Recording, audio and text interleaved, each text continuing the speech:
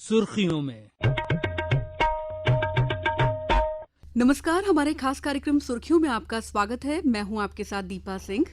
अंतर्राष्ट्रीय महिला दिवस के उपलक्ष्य में इस अंक में हम चर्चा करेंगे आत्मनिर्भरता की ओर बढ़ती महिलाएं, लैंगिक भेदभाव से मुक्त होकर एक बेहतर समाज बनाने और लैंगिक समानता का संदेश देने के लिए हर साल 8 मार्च को अंतर्राष्ट्रीय महिला दिवस मनाया जाता है।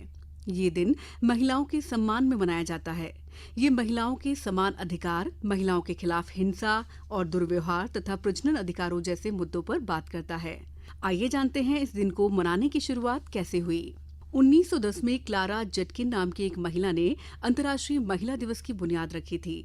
इस दिन को खास मनाने की शुरुआत 115 बरस पहले यानी 1908 में तब हुई, जब करीब 15,000 महिलाओं ने न्यूयॉर्क शहर में एक परेड निकाली। उनकी मांग थी कि महिलाओं के काम के घंटे कम हों, तनख्वाह अच्छी मिले और महिलाओं को वोट डालने का हक भी मिले। एक साल बाद अमेरिका की सोशलिस्ट पार्टी ने पहला राष्ट्रीय महिला दिवस मनाने का ऐलान किया। इसे अंतर्राष्ट्रीय बनाने का ख्याल सबसे पहले क्लारा जेटकिन नाम की महिला को ही जहन में आया था। क्लारा एक वामपंथी कार्यकर्ता थी जो महिलाओं के हक के लिए आवाज उठाती थी। उन्होंने अंतर्राष्ट्रीय महिला दिवस मनाने का सुझाव 1910 में डेनमार्क की राजधानी कोपेनहेगन में कामकाजी महिलाओं के अंतर्राष्ट्रीय सम्मेलन में दिया था। उस सम्मेलन में 17 देशों से आई 100 महिलाएं शामिल थीं और वो एकमत से क्लारा के सुझाव पर सहमत हो गई। पहला अंतर्राष्ट्रीय महिला दिवस 1911 में ऑस्ट्रिया, डेनमार्क, जर्मनी और स्विट्जरलैंड में मनाया गया। इसका शताब्दी समारोह 2011 में मनाया गया। आज इस कार्यक्रम में बात करने के लिए हमारे साथ स्टूडियो में मौजूद हैं 2 खास मेहमान। वरिष्ठ पत्रकार जूही वर्मा, आपका बहुत बहुत स्वागत है कार्यक्रम में। जी धन्यवाद। और हमारी दूसरी खास मेहमान है सोशल एक्टिविस्ट शालिनी गुप्ता। आपका भी बहुत बहुत स्वागत है शालिनी जी कार्यक्रम में। मैं आपका धन्यवाद करती हूँ। तो चलिए कार्यक्रम की शुरुआत करते हैं। जूही जी, कार्यक्रम की शुरुआत आपसे करते हैं। आप मानती हैं कि इस बात से हम सहमत हैं कि हम बराबर हो गए हैं या बराबरी की ओर अग्रसर हैं? जी बिल्कुल, मैं ये बिल्कुल मानती हूँ कि हम बराबरी की ओर अग्रसर हो चुके हैं। हर क्षेत्र में महिलाएं आगे बढ़ी हैं, चाहे वो फाइटर पायलट बनना हो, आर्मी में जाना हो, अब तो उनको अलग से इसमें भी तवज्जो दी जाने लगी है। युद्ध के क्षेत्र में किसी भी फील्ड में महिलाएं आगे हैं। अगर हम बात करें आत्मनिर्भर भारत की और महिलाओं के आत्मनिर्भर होने की, तो ये नेस्कॉम का डाटा है 5 साल में 2014 से लेकर 2019 तक की अगर हम बात करें तो 4% से 8% की बढ़ोतरी इस आंकड़े में देखी गई है। टोटल 13% महिला एंटरप्रेन्योरशिप्स बढ़ी इन 5 सालों के दरमियान। तो महिलाएं आत्मनिर्भर भी हो रही है। इसके बाद हम बात करें अगर मध्य प्रदेश के आंकड़ों की ही, तो मृत्यु दर में भी काफी कमी आई है। 498 महिलाओं की जो दर थी वो घटकर 173 हो गई। कुपोषण कम हुआ है। संस्थागत प्रसव जो थे वो बड़े हैं। ये एक बहुत बड़ी अवेयरनेस है, क्योंकि पहले महिलाओं को लगता था कि डिलीवरी यानी घर में होना चाहिए, जो उनके लिए बहुत रिस्की थी। तो ये आवाज उठाना भी एक तरह की अवेयरनेस ही है। अग्रसर पे मेरा फोकस इसलिए है क्योंकि अभी भी बहुत सारी सामाजिक बंदिशें हैं जो महिलाओं को कहीं ना कहीं रोकती हैं। वो बंदिशें जब खत्म होंगी तो अग्रसर हट जाएगा और हम बराबरी में आकर खड़े हो चुके होंगे। बराबरी बहुत जरूरी है और हम अग्रसर हो चुके हैं। उन बंदिशों के बारे में बात करेंगे। शालिनी जी, आप कुछ कहना चाह रही हैं? जी, मैं ये कहना चाह रही हूँ कि ये तो आपने अभी जो बताया 1911 में पहली बार मनाया गया, या 1908 में जो एक आधुनिक महिला थी उन्होंने जो है इसको शुरुआत की। लेकिन हमारे देश की अगर परंपरा देखी जाए तो हमारे यहाँ तो रानियों ने 1900 क्या, हमारे यहाँ तो 1800, 1600, 1500 से राज करना शुरू किया था। तो हमारे भारतवर्ष में तो महिलाओं की बराबरी का प्रश्न ही नहीं उठता है। हमारे यहाँ तो रानियों ने बहुत पहले से राज करना शुरू किया था। तो हमारे यहाँ बराबरी का तो सवाल ही नहीं है। आप कैसे कह सकते हैं कि महिलाएं पीछे थी? हाँ, ये हम मान सकते हैं कि कुछ दौर बाद में इस तरह आया जरूर है, विसंगतियां आई हैं हमारे यहाँ, कि जहाँ पर कि दुर्भाग्यवश महिलाओं को पीछे धकेला गया और फिर पुरुषों को आगे लाया गया। ये कुछ सर्कमस्टांसेस ऐसे रहे होंगे जो शायद बहुत लोग जानते हैं कि उनके पीछे क्या कारण है। लेकिन फिर उसके बाद में जब एजुकेशन को जोर दिया गया कि भाई महिलाओं को दी जाए शिक्षा, प्रॉपर शिक्षा दी जाए और उनको बराबर का हक दिया जाए, तब ये प्रश्न आया। वरना हमारे देश में तो वैसे भी नारी पूजनीय मानी गई हैं। सारी देवियां हमारे यहाँ पूजनीय हैं, तो वो तो शक्ति स्वरूपा हैं। बिल्कुल, हमारे यहाँ धन की देवी लक्ष्मी जी, शक्ति की देवी दुर्गा जी और विद्या की देवी सरस्वती जी। तो हम तो मानते ही नहीं कि हमारे यहाँ महिलाओं को कहीं से पीछे माना गया है। लेकिन हाँ, जो कुछ दौर में आया है और अभी जो इस तरह से महिलाओं को आगे बढ़ाया जा रहा है, उसके लिए मैं पूरी आप सभी अपने देशवासियों और हमारे देश के जितनी भी जो भी प्रशासन है, हमारी सरकार है, उसका बहुत मान करती हूँ कि उन्होंने इस बारे में सोचा। बिल्कुल, बहुत अच्छी बात कही शालिनी जी कि हमारे यहाँ पहले से ही महिलाएं राज करती आई हैं। जूही जी, जैसे आपने बोला कुछ बंदिशें हैं, तो वो ऐसे कौन कौन से सेक्टर हैं या कौन कौन से ऐसे क्षेत्र हैं जिनमें बंदिशें हैं, जिनमें हमें और बेहतर करने की जरूरत है? देखिए, क्षेत्र वाइज बंदिशें तो काफी हद तक खत्म हो चुकी हैं। जो आर्मी में, नेवी में अभी कुछ हद तक है, आर्मी, एयर फोर्स, जो ऐसी फील्ड्स थी जहां पर लगता था कि महिलाएं नहीं काम कर पाएंगी, वहां पे बंदिशें काफी हद तक खत्म हो चुकी हैं। हैवी वर्क्स की भी अगर हम बात करें तो ट्रक चलाना, ऑटो चलाना, ये भी सशक्तिकरण का ही एक रूप है, वो भी महिलाएं कर रही हैं। नाइट ड्यूटीज की बंदिशें थी, वो भी सेफ्टी मेजर्स अपने अपने अकॉर्डिंग करके महिलाएं जा चुकी हैं। जो बंदिशें बची हैं वो कुछ हद तक सामाजिक बंदिशें बची हैं, जो उन वर्गों में ही लागू होती हैं। जो महिलाएं आपके, मेरे या और इस तबके के परिवार से आती हैं, वहां पर ये बंदिशें अब बिल्कुल ना के बराबर है, बहुत मामूली रह गई है।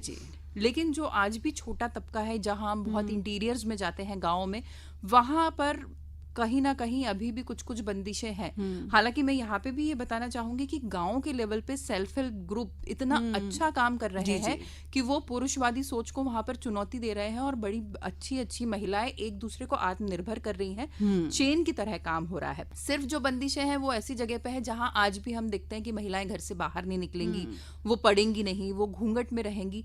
जो ऐसी बंदिशें हैं, सिर्फ वही अब रुकावटें बनी है। इसके अलावा हम देखें तो एक बहुत बड़ा तबका और एक बहुत बड़ा वर्ग महिलाओं का सशक्तिकरण की ओर बहुत तेजी से बढ़ रहा है। बिल्कुल शालिनी जी, अगर भारतीय संस्कृति और सभ्यता की बात करें तो उसमें बहुत कुछ है जिसने दुनिया को सिखाया है, जैसे आपने अभी एग्जाम्पल भी दिया है। तो उनमें से एक हमारे पारंपरिक परिधान भी हैं और वो नेचर से भी खास जुड़ाव रखते हैं। खासकर होली का त्यौहार भी आ रहा है, होली और नेचर भी आपस में एक दूसरे से कनेक्टेड है। तो आप हैंडलूम से बने हुए वस्त्रों को काफ़ी टाइम से, जैसा कि हम जानते हैं, कि प्रमोट करते आ रही हैं। जैसा कि हमारे प्रधानमंत्री जी भी कहते हैं कि खादी अपनाओ, और आजकल मिलेट्स को दिया जा रहा है, श्री अन्न को अपनाओ। तो हम अपनी संस्कृति और कल्चर के दौर में जो हम थोड़ा थोड़ा भूल रहे थे उसमें वापस जा रहे हैं। कैसे दिखती हैं आप इसको? देखिए, मैंने जब होश संभाला तो मैंने अपने आसपास की सभी महिलाओं को साड़ियों में देखा था, और मेरे ख्याल से साड़ियाँ, और या हमारे जो दूसरे प्रांत हैं जैसे हिमाचल प्रदेश, पंजाब, हरियाणा, वहाँ की महिलाएं जो हैं सलवार सूट पहना करती थी। इसके बाद में जैसे जैसे होश संभाला, मैंने देखा बहुत ही सुंदर सुंदर साड़ियाँ हैं, और मेरा भी मन बचपन से ही वही अपना एक बाल सुलभ जो मन होता है, और वो भी एक लड़की का, तो वो तो एक नेचुरल चीज़ थी कि मुझे साड़ी ने मुझे बहुत आकर्षित किया। तो थोड़ा और बड़े होकर साड़ी को अपनाया मैंने।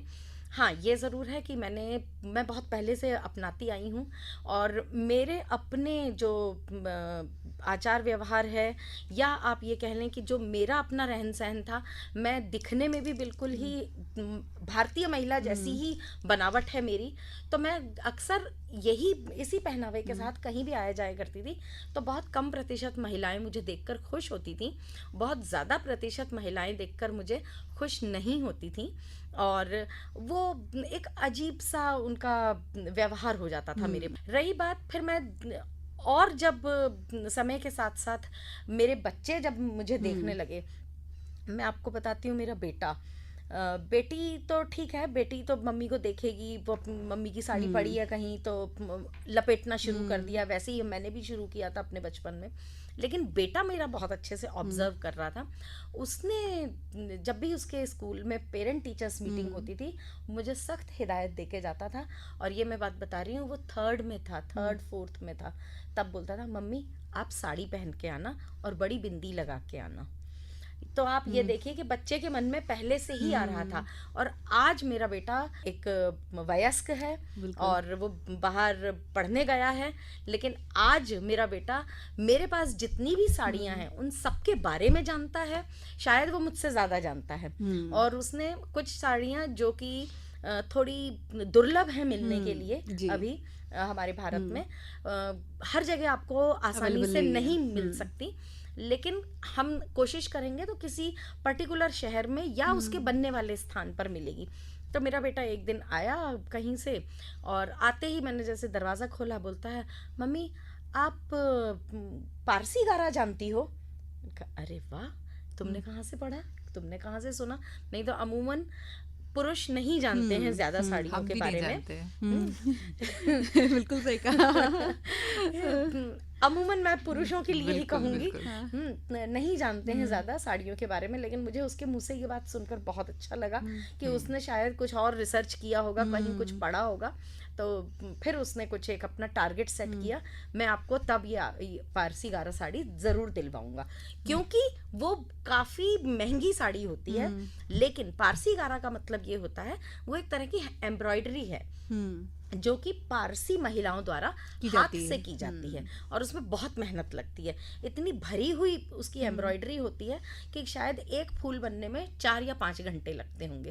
तो पूरी साड़ी अगर फिर वो उस पर डिपेंड करता है कि बॉर्डर बना रहे हैं हम, या पूरे में बूटा बना रहे हैं, या पूरे में जाल बना रहे हैं, तो वो फिर डिजाइन के हिसाब से उस पर ये डिपेंड करता है कि वो कितना लंबा समय ले रही है एक साड़ी तैयार होने में। पारसी गारा एम्ब्रॉयडरी है, तो उसने पारसी गारा साड़ी बोला मुझे, लेकिन ठीक है, उतनी नॉलेज बच्चे को है और नई जनरेशन के एक लड़के को है, तो उसमें मुझे खुशी हुई। ऐसे मैं प्रेरित कर रही हूँ, मेरे आसपास के कुछ हैं बिल्कुल बच्चे कि जो अब मैं जाती हूँ पहनकर, तो मुझे देख के बोलते हैं, आंटी आप बहुत अच्छी लग रही हैं साड़ी में। अब बच्चे बोलने लगे हैं, यानी, और मुझे इस बात की खुशी हो रही है, हाँ मैंने किसी 1 या 2 को प्रेरित किया है। शायद वो इस बात को अपने घर में भी डिस्कस करते होंगे, चर्चा करते होंगे कि मम्मी। एक दिन मुझे एक मेरे बेटे के ही दोस्त की माँ ने फोन करके बोला, भाई आप तो हमारे घर का खर्चा बढ़वा रही हैं। मैंने कहा मैंने क्या किया? कि हमारा बेटा आया था और बोल रहा था, कल जो आप शाम को साड़ी पहन के गई थी, तो उसने बोला आप शालिनी आंटी से पूछिए कि उन्होंने वो साड़ी कहाँ से लिया, आप भी वैसी साड़ी लेकर आना।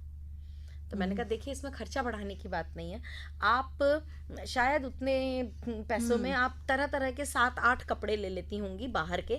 अगर आप उतने ही पैसों में अगर आप एक ये हैंडलूम की साड़ी लेंगे, तो आप ये देखिए, हमारे ही देश के एक वीवर, एक प्रांत की उस संस्कृति को बढ़ावा मिलता है। बिल्कुल। और जबकि आप एक ब्रांडेड, अगर आपने जीन्स की पैंट खरीदी है, या ब्रांडेड शर्ट, या कुछ और जो किसी भी विदेशी कंपनी से किसी भी विदेशी ब्रांड के कपड़े आपने खरीदे हैं, मैं आपको बताऊं, मुझे विदेशी ब्रांड्स के नाम भी ज्यादा नहीं मालूम है, और ना मुझे उन पोशाकों के भी नाम नहीं मालूम होते हैं। मेरे लिए शर्ट है। अब आप उसको किसी और तरीके से उसको विभाजित करते रहें कि इसको ये बोलते हैं या उसको वो बोलते हैं, मुझे नहीं मालूम है। क्योंकि अब मुझे साड़ी मालूम है, तो फिर साड़ी आप मुझसे पूछ सकते हैं। मुझे उससे, मैं कभी बस इतनी ऐसी शर्ट पहनूंगी कि जहां मुझे बहुत जरूरत होगी, तो मैं एक शर्ट लेके पहनूंगी। मुझे अब उसके विभाजन नहीं मालूम। बिल्कुल। ऐसे ही मैंने उनको समझाया, आपने अगर 4 ब्रांडेड जीन्स खरीदी हैं, तो आप उसमें 2 बहुत अच्छी साड़ियां भी ले सकती हैं। बिल्कुल। और जिसका पैसा डायरेक्ट हमारे वीवर्स को जाएगा। उसका परिवार पल रहा है, वो खा रहा है, भूखा नहीं है। अब तो इतनी योजनाएं बना दी हैं हर प्रदेश के सरकारों ने कि वीवर्स को कुछ कहीं ना कहीं कुछ ना कुछ फायदा पहुंचा रही हैं वो योजनाएं।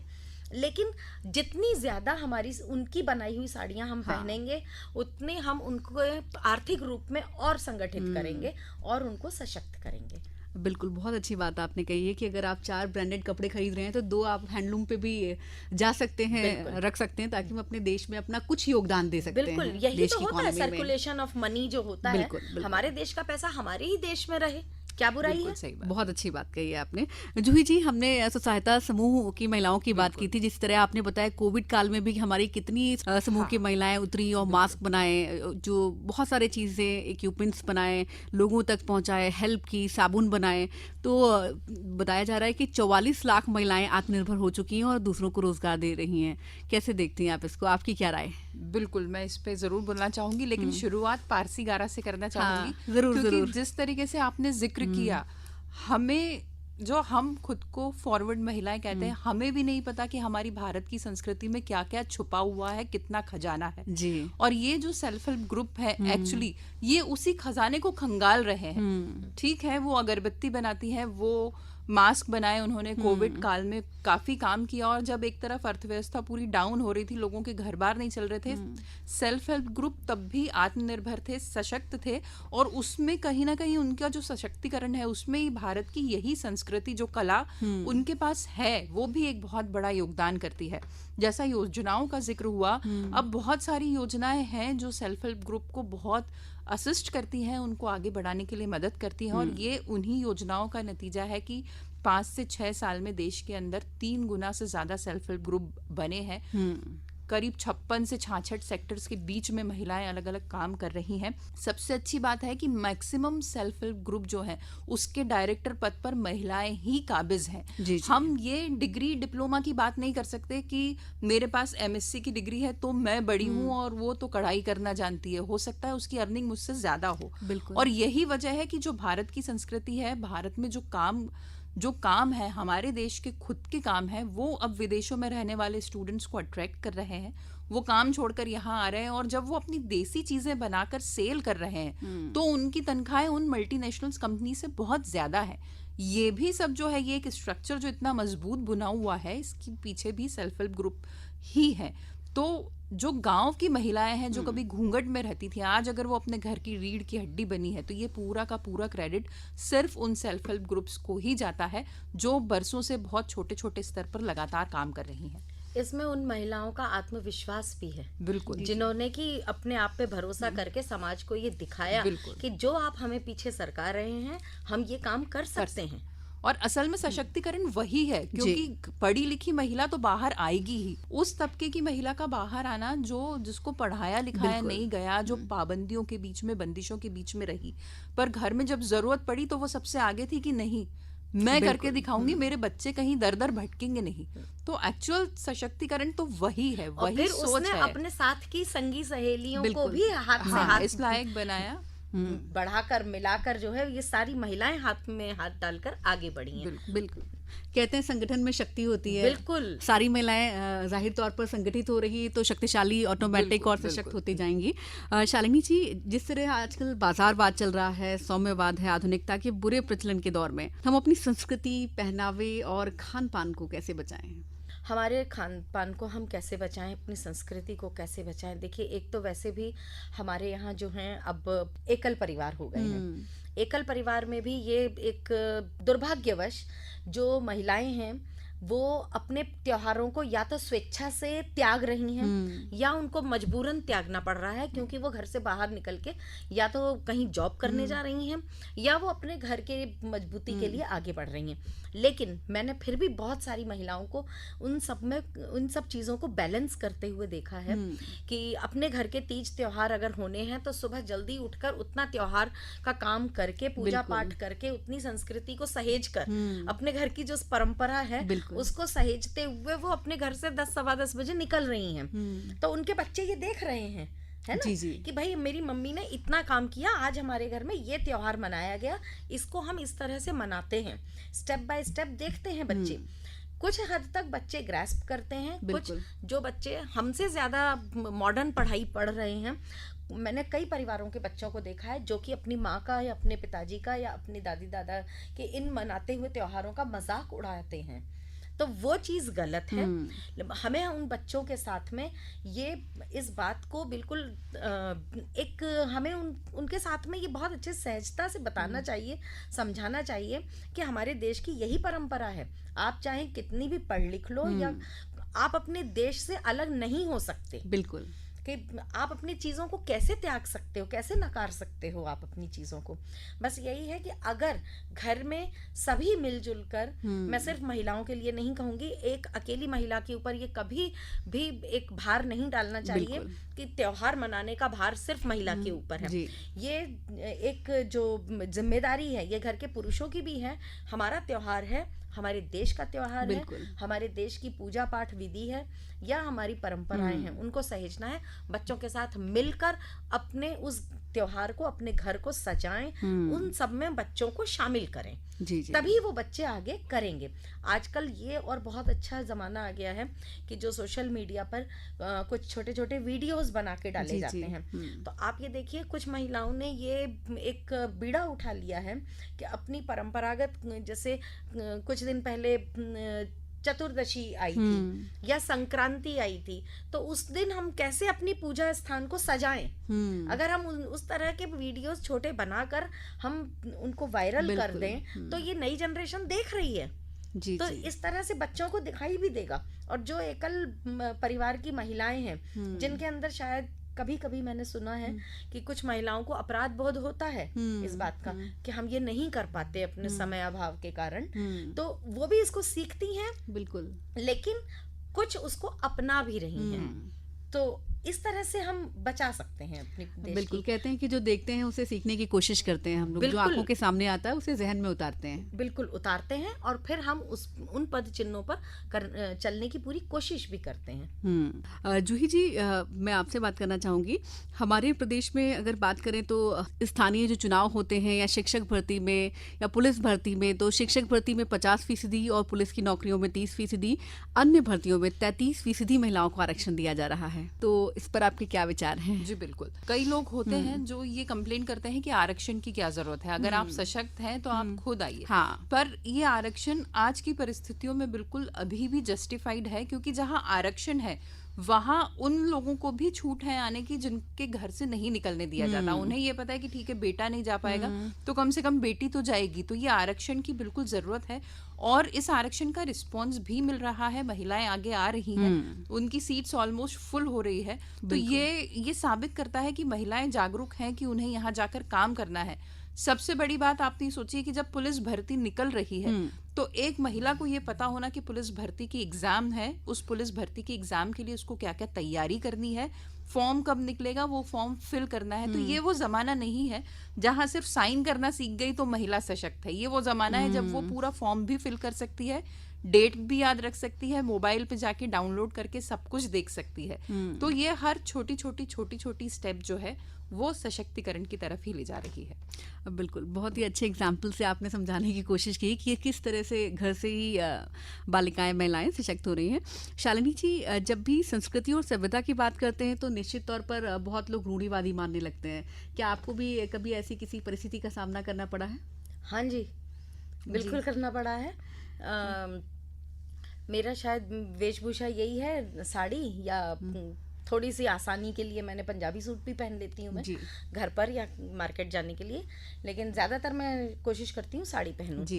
तो कभी कहीं बाहर, अगर हम अपने शहर से बाहर कहीं घूमने जा रहे हैं, अपने साथ अपने मित्रों का या कुछ लोगों का समूह है, लोग कहते हैं यार आप साड़ी क्यों पहनती हैं हमेशा, हमें भी आप गिल्टी फील कराती हैं कि हमें भी साड़ी पहननी है। मैंने कहा नहीं, आप गिल्टी फील मत करिए, मुझे पानी में जाकर स्विमिंग नहीं करनी है, तो मैं अपने आराम से बैठी हूँ साड़ी में। बिल्कुल। मैं अपने पेड़ पौधों के पास जाके बैठ जाऊंगी, अपने हरियाली के पास जाके बैठ जाऊंगी, क्योंकि मुझे उस चीज का ज्यादा शौक है। वो आपके शौक के ऊपर निर्भर करता है। फिर कई जगह मुझे, जैसे नया शॉपिंग मॉल खुला था हमारे शहर में जब 12-13 साल पहले, तो वहां पर लोगों ने ये कहा कि दिल्ली और बॉम्बे जैसी जगहों में तो महिलाएं इस तरह के शॉपिंग मॉल में जीन्स और इस तरह के मॉडर्न कपड़े पहन के जाती हैं। तो मेरी जो महिला मित्रों का जो समूह था, हम लोग सब जा रहे थे, तो मैं साड़ी पहन के जा रही थी, बाकियों ने अलग अलग तरह के कपड़े पहने थे। तो मेरे से कहने लगी यार तू बिल्कुल बहन जी बन के चल देती है, अरे यार शालिनी तू बिल्कुल बहन जी बन के चल देती है। मैंने कहा कोई बात नहीं, बहन जी बहुत अच्छा शब्द होता है, बहन यानी बहन, लोग मुझे बहन की निगाहों से देखेंगे।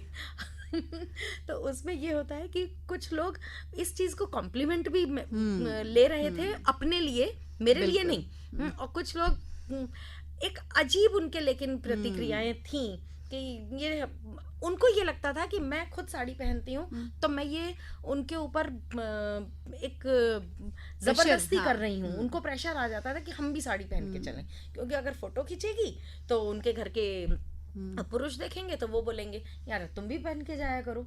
तो इस चीज का सामना मुझे कई महिलाओं ने करवाया है।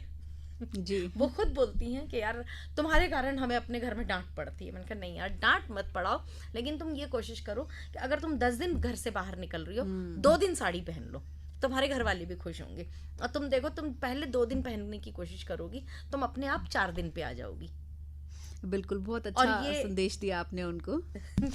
बिल्कुल, कि अगर आप हफ्ते के 5 दिन भी वेस्टर्न पहन रहे हैं तो 2 दिन आप अपने इंडियन कल्चर को प्रमोट कर सकते हैं। मैं तो ये कहती हूँ कि स्कूलों में जो है हफ्ते में 1 या 2 दिन जो 9th 10th 11th 12th अगर इसमें कन्वीनियंट इस तरह से बनाई जाए कि ये वाली बालिकाएं हफ्ते में या तो 1 दिन पहने साड़ी, और कॉलेज स्तर पर जो है हफ्ते में कम से कम 2 दिन साड़ियां पहनना कंपलसरी होना चाहिए, और वो भी हैंडलूम की। बिल्कुल, आपके उस प्रदेश के हैंडलूम की। भारत में जितने भी राज्य हैं, हर राज्य का एक अपना हैंडलूम बिल्कुल अपनी पहचान रखता है। आप अगर उसको कॉलेज लेवल पर अगर 2 दिन के लिए हफ्ते में कर दें, तो आप ये देखिए कि आप 1 महीने में 8 बार बिल्कुल लड़कियों को, बालिकाओं को, युवतियों को प्रेरित कर रहे हैं साड़ी पहनने के लिए, और वो भी हैंडलूम की। जी, उससे उन बच्चियों की रुचि भी आएगी, साथ ही साथ हमारे प्रदेश की इकोनॉमी को भी लाभ पहुंचेगा, बूस्ट मिलेगा।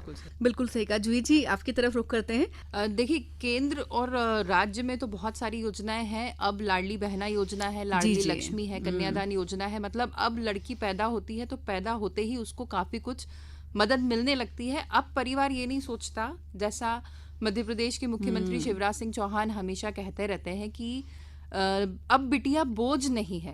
अब बिटिया पैदा होती है तो वो लक्ष्मी वाकई मानी जाती है, क्योंकि जो परिवारों में पहले बोझ भी मानी जाती थी, वहां पर भी अब वो लक्ष्मी का रूप लेकर पैदा हो रही है।